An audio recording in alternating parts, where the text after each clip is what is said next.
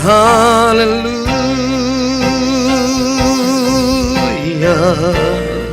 Kinarabashanalalamu. Kinanalamayasi.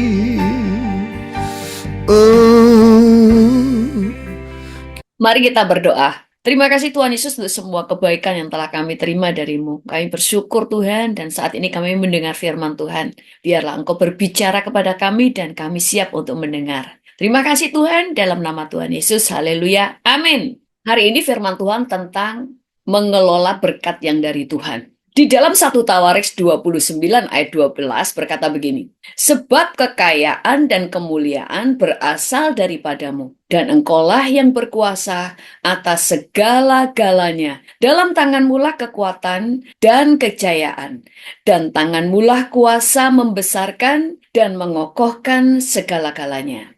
Harta kekayaan, kemuliaan, semua berasal dari Tuhan. Demikian juga dengan kejayaan. Semua berasal dari Tuhan. Tuhan yang bisa mengokohkan, Tuhan yang punya kuasa untuk membesarkan dan mengokohkan segala sesuatu yang sudah Tuhan berikan kepada kita. Kalau semuanya datang dari Tuhan, dan kita ini adalah pengelola-pengelolanya. Makanya Alkitab berkata, siapa dapat dipercaya dalam hal kecil, dia akan dipercaya juga dalam perkara besar. Tuhan sangat ingin memberkati setiap kita. Tuhan sangat ingin terus membawa kita naik dan tidak pernah turun. Kita semuanya berhak untuk diberkati. Kita semuanya juga boleh untuk menjadi kaya. Karena semua tokoh-tokoh di dalam Alkitab, mereka semua hidup di dalam kekayaan. Bahkan para rasul hidup di dalam kelimpahan. Itu sebabnya mereka dapat memberitakan Injil ke segala bangsa, karena mereka diberkati dengan luar biasa. Sekali lagi, Tuhan tidak melarang kita untuk menjadi kaya. Yang Tuhan larang adalah jangan kita menjadi orang yang cinta akan uang, karena akar segala kejahatan adalah cinta akan uang.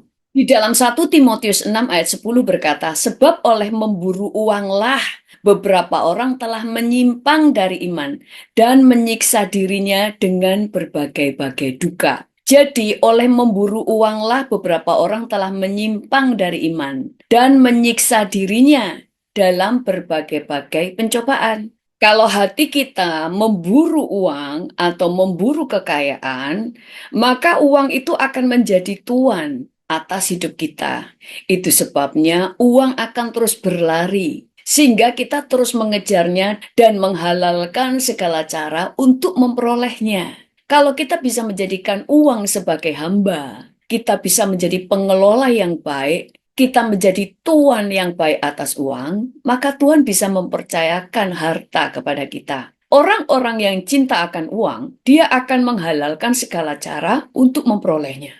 Mungkin mereka korupsi, mereka menipu, mereka berlomba untuk mendapatkan kekuasaan dengan sikut sana, sikut sini, hanya supaya memperoleh kekuasaan, karena kalau dia memperoleh kekuasaan, dia akan mendapatkan banyak harta dan sebagainya. Ada orang-orang sampai akhirnya ikut judi online untuk mendapatkan harta. Dan orang-orang yang cinta akan uang, mereka membuat judi online untuk menipu banyak orang. Karena pada waktu orang-orang ikut judi online, tidak ada satupun yang akan menang. Sehingga orang-orang di balik judi online itulah yang menguruk banyak keuntungan. Dia tidak akan pernah peduli ada banyak orang yang dirugikan. Karena cinta akan uang itu akan menghalalkan segala sesuatu. Dan orang-orang yang memburu uang, mereka akhirnya terjerat oleh banyak hal. Ada banyak orang yang ikut judi online sampai menjual rumahnya, menguras tabungannya, sampai kehabisan segala-galanya. Banyak rumah tangga yang akhirnya hancur hanya karena mereka main judi online. Semua akar kejahatan adalah cinta akan uang. Pada waktu seseorang mencintai sesuatu lebih daripada Tuhan, apalagi sudah dikasih, Tuhan sudah peringatkan, cinta akan uang adalah akar dari segala kejahatan. Maka setiap orang yang memburu uang, itu mereka akan terjerat dan mereka akan di bawah kendali kuasa si jahat karena mata mereka hanya tertuju kepada uang. Di balik orang-orang yang membuat aplikasi judi online adalah orang-orang yang cinta akan uang. Jadi mereka tidak akan punya belas kasihan kepada orang-orang yang sudah terikat di sana. Karena akar segala kejahatan adalah cinta akan uang. Orang yang cinta akan uang itu hatinya itu menjadi jahat. Misalnya kalau ada orang yang menjadi seorang hakim lah, menjadi seorang pengacara, atau menjadi seorang apapun, pada waktu mereka cinta akan uang, uang itu akan menjerat hatinya. Mereka akan membebaskan orang yang jahat dan memenjarakan orang benar. Semuanya karena uang. Karena memang dunia ini ada di dalam kegelapan, itu sebabnya Tuhan memperingatkan kita untuk tidak cinta uang. Kita boleh menjadi kaya, tetapi hati kita jangan cinta akan uang. Bagaimana supaya kita tidak terjerat akan cinta uang? Fokus kita adalah menjadi berkat. Saya mau lebih banyak diberkati supaya semakin banyak saya bisa memberi berkat. Kita harus memiliki hati yang mengasihi. Kalau kita seorang suami, supaya saya dapat merawat istri saya dapat mencukupkan istri saya bisa menolong orang saya bisa memuliakan Tuhan dengan harta saya. Fokusnya adalah memberkati. Abraham diberkati karena dia mau dipakai Tuhan untuk jadi berkat. Makanya Alkitab berkata, aku akan memberkati engkau dan engkau akan menjadi berkat. Itu sebabnya orang yang cinta uang, salah satu cirinya adalah pelit. Baru yang kedua, mereka akan menghalalkan segala cara untuk memperoleh uang. Yang ketiga, karena memburu uang, mereka sampai tidak ingat untuk beribadah. Tidak ada waktu untuk beribadah karena hari-harinya adalah mencari uang. Itu adalah orang yang cinta akan uang. Pengkhotbah 5 ayat 9 berkata, siapa mencintai uang tidak akan puas dengan uang, dan siapa mencintai kekayaan tidak akan puas dengan penghasilannya. Ini pun sia-sia. Dikatakan sekali lagi, siapa mencintai uang tidak akan pernah puas dengan uang. Siapa mencintai kekayaan tidak akan puas dengan penghasilannya. Lihat, kalau saudara cinta akan seseorang, lagi jatuh cinta dengan seseorang, saudara tidak akan pernah puas untuk berbicara dengan dia kayak pinginnya ketemu terus, kepinginnya nempel terus. Kalau saudara mencintai Tuhan, saudara itu selalu ingin ketemu Tuhan, terus ingin berdoa, terus ingin merasakan hadiratnya, ingin punya pengalaman-pengalaman pribadi lebih dalam. Kalau saudara cinta firman-Nya, saudara tidak akan pernah puas, ingin baca lagi, ingin baca lagi, ingin baca lagi. Kalau saudara cinta akan uang, saudara tidak akan pernah puas, saudara akan cari lagi, saudara akan cari lagi, saudara akan cari lagi. Saudara mengembangkan usahamu, bagus, karena Tuhan mau kita terus berkembang. Saudara terus melipat gandakan kekayaanmu, bagus, karena Alkitab menyuruh kita. Tuhan memberikan gambaran orang yang mendapatkan talenta 1, 2, dan 5. Mereka harus mengembangkannya. Yang mendapat talenta 5, mengembangkan 5, dikasih lagi supaya dikembangkan lagi. Menjadi 20, menjadi 25, menjadi 100. Semuanya begitu. Cuma intinya adalah untuk mengembangkan supaya dia dapat memberkati banyak orang. Bukan cinta akan uang. Kalau cinta akan uang, dia akan menghalalkan segala cara, merugikan orang lain, berbuat jahat sekalipun, bahkan melanggar firman akan dia lakukan. Karena yang dia pikirkan adalah uang. Salah satu ujian sebelum Tuhan memberkati kita adalah ujian menghadapi mamon. Di dalam Lukas 16 ayat 11 berkata begini, jikalau kamu tidak setia dalam hal mamon yang tidak jujur, siapakah yang akan mempercayakan kepadamu harta yang sesungguhnya? Kita diuji dalam hal mamon. Baru kalau kamu menang, Tuhan akan memberkatimu. Itu sebabnya salah satu kunci berkat keuangan adalah memberi. Ada banyak kesaksian orang-orang yang suka memberi. Mereka banyak mendapatkan berkat di luar pekerjaan-pekerjaan mereka.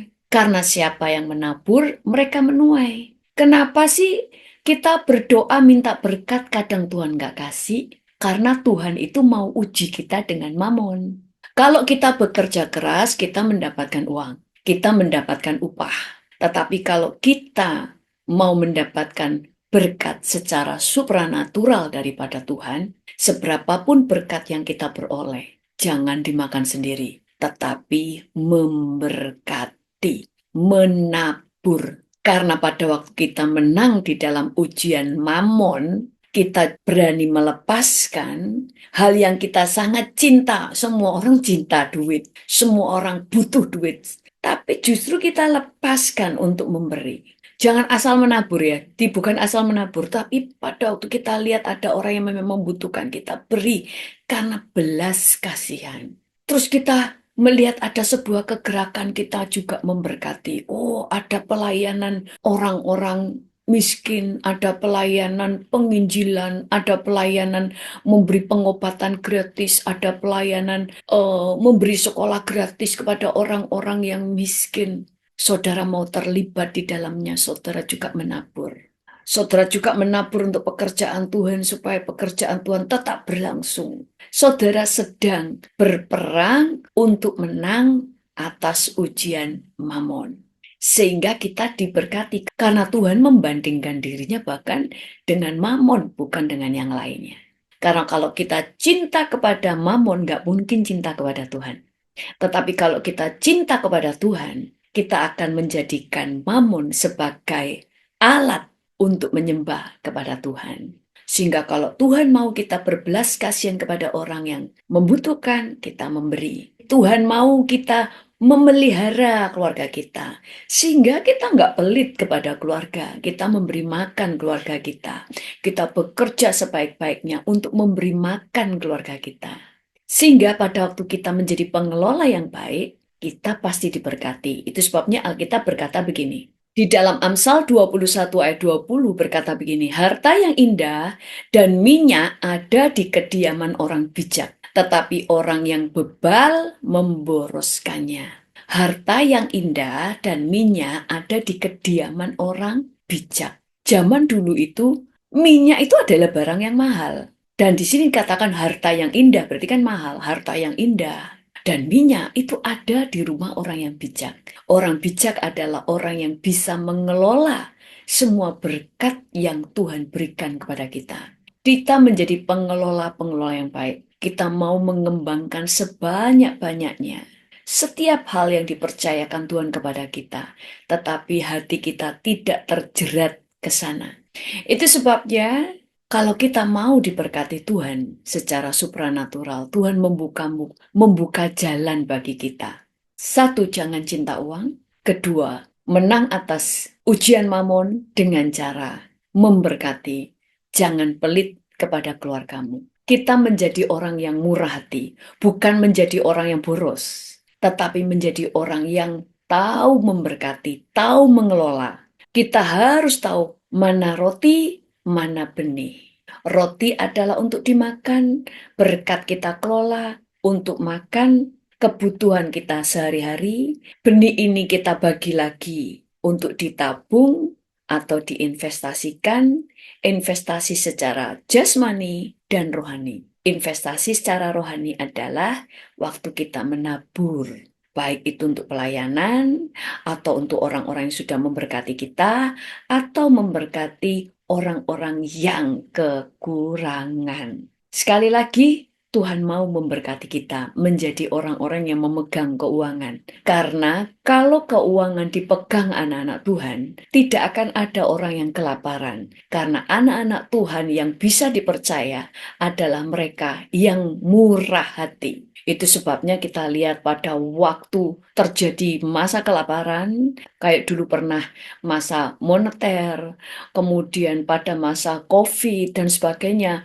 gerejalah yang justru membagi-bagikan sembako, memberkati mereka. Demikian juga dengan hidup kita. Pada waktu ada masa paceklik, kita pasti dipakai Tuhan untuk memberkati banyak orang. Kita harus menjadi saluran berkat, karena kita diberkati untuk menjadi berkat.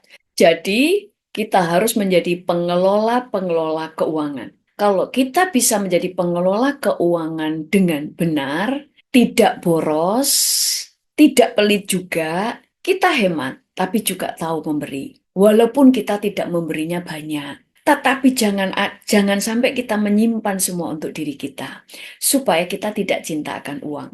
Maka Tuhan itu pasti memberkati kita, karena firman Tuhan sudah berjanji, siapa bisa dipercaya dalam perkara kecil, akan dipercaya dalam perkara besar. Dan harta yang indah dan minyak ada di kediaman orang bijak, tetapi orang yang bebal memboroskannya. Salah satu cara kita mengelola keuangan, jangan berhutang kartu kredit. Lebih baik masak daripada beli. Belajar membeli yang penting, yang kebutuhan pokok untuk kebutuhan kita, bukan keinginan kita. Sehingga kita bisa dipercaya, sehingga Tuhan bisa memberkati kita dengan berkat-berkat supranaturalnya. Amin. Tulis di chat yang pertama, Tuhan tidak melarang kita kaya. Kedua, Tuhan melarang kita cinta akan uang. Ketiga, kita harus menjadi pengelola yang baik. Yang keempat, kita itu diuji dalam hal mamon. Kalau sudah menang, kita menerima berkat keuangan secara supranatural. Kita menang akan mamon dengan cara memberi, jangan pelit.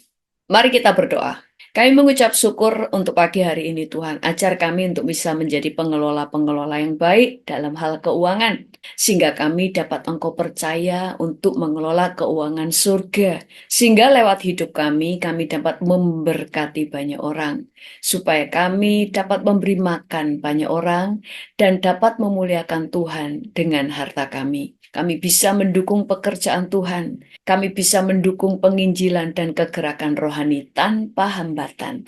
Biarlah kami dapat dipercaya oleh Tuhan dalam segala hal. Dan hamba-Mu berdoa untuk semua yang hadir di mesbah doa pagi ini.